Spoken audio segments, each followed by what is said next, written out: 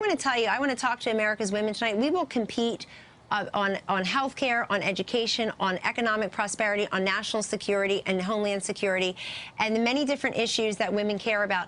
I have to tell you, I'm already so thrilled that we have heard so little about, quote, women's issues this cycle. Why? Because we believe at the Trump campaign that all issues are women's issues.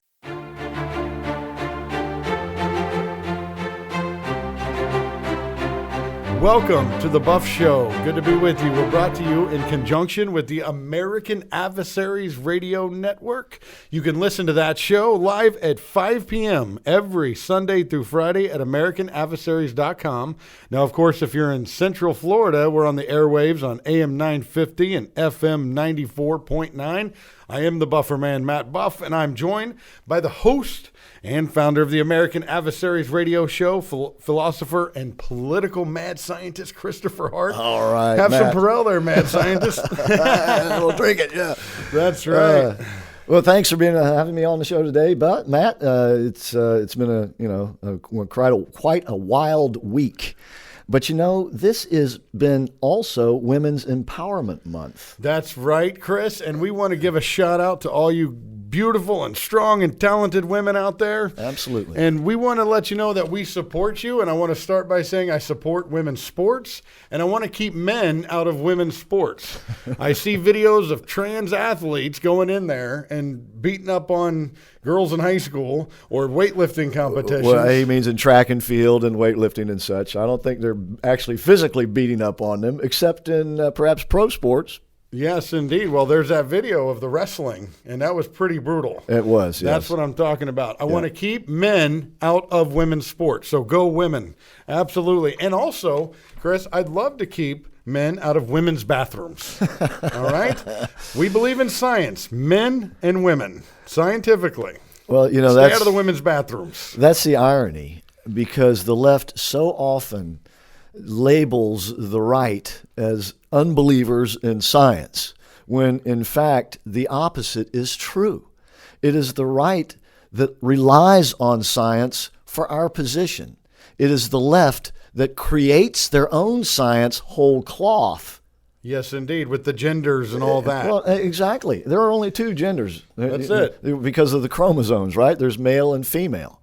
Now, there can be people whose sex organs are misdeveloped. There are certain instances like that, but that's not what we're talking about here. We're talking about boys and girls and young men and women deciding they want to be the other gender. And you just can't change your basic nature. You can't change your basic DNA. Now, you can change the appearance. You can change with chemicals your hormone makeup. You can change to some extent your attitude, but you can't change the basics of nature, and that is pure doggone science. You can't get in there and change your DNA. No. You just can't do it. No, Sorry. Indeed. And we want to keep women's guns, too. We don't like people taking away their guns to protect themselves. But anyway, but go ahead about this. Because, see, this is actually... This is not women's lib. This is not the Me Too movement. This is socialism and a new form of communism. Yes, indeed. Because what this is about is undermining and eroding our Judeo-Christian heritage and the basic foundation of our society and Western civilization. That's what this is all about. And it's a disservice to those who are being so openly accommodated, especially children. I know here in the state of Florida, this current legislative session, they tried to pass a law which would prevent healthcare providers and others from providing the drugs and the surgery to minors, to have them transition from male to female or vice versa. Unfortunately, it did not pass this time.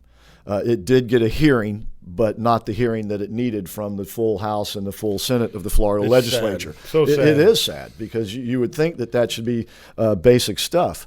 But the way child abuse, I think. Well, nowadays the way it's looked at is child abuse is if you try to prevent your child from doing something like that. For instance, I have a story here out of Canada. And a man was arrested in Canada for going on the radio and talking about his daughter transitioning. He was arrested for talking about it. And now in Canada, And now they're threatening to arrest the Christian radio broadcasting host who had the audacity to interview the guy on his radio show. All I can say is come on down here and try to do that with me, okay? This is America. Go ahead. We're different. This is America, Jack. But maybe not. If that can happen there, how long will it be before it happens here? Not very long. Right. And then here's Give us the nuts and bolts of that. But here's the flip side also. In the United Kingdom, a woman is suing a gender clinic for convincing her to transition to a male. She was a teenager at the time. Now she is 23 and filled with regret. See, this is the flip side of the story that's never told by the people who think this is such a wonderful idea. Right. And that is that the people who do this, almost to a one, end up regretting it because it is not the solution to what is really their problem.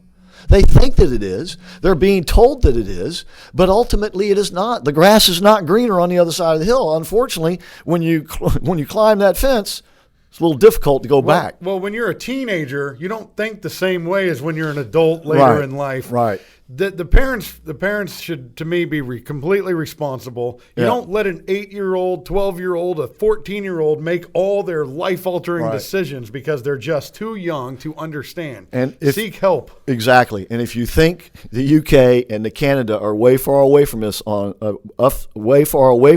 this right now, you better think again. Because in this country, it is now rapidly becoming, if it hasn't already become, the situation where if you're a parent and your child goes to school and tells a teacher that a little boy wants to be a little girl, and then you don't somehow accommodate that, you will be the one charged with abuse. Rather than completely opposite of how it should be. Exactly. Now, I haven't got that point yet, but that's where we're headed. And people who do accommodate the child, just look at how they're treated. Are they ostracized or are they held up by our media as someone that we should be, emulating? This is a serious problem, and the problem is most serious for those who are seeking this because they are in a state of confusion.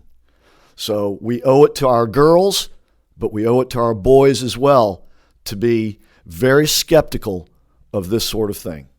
That's right. And all this is just trying to do is to protect women and young men. And you guys have to understand there's no argument that there's more than two genders. You can say pronouns and you can say everything you want. The science isn't there. And you guys tell us we don't believe in science. But we actually look at the science. And when you talk about the DNA, it just is. So basic stuff. Happy Empowerment Day, women. A month. Happy Empowerment Month, women. We got your back here on the show. All righty. Hey, I'd like to thank Cal Scott and Magaro for hosting us here in their studio. They are national appellate lawyers. Visit www.appealslawgroup.com. Okay? If you need an appeal, not just in Florida, but if you're in many other states, they are licensed in many other states. appealslawgroup.com. We'll see you next time. Are you listening, Roger Stone? Yes, call these guys, Roger. We'll see you next time.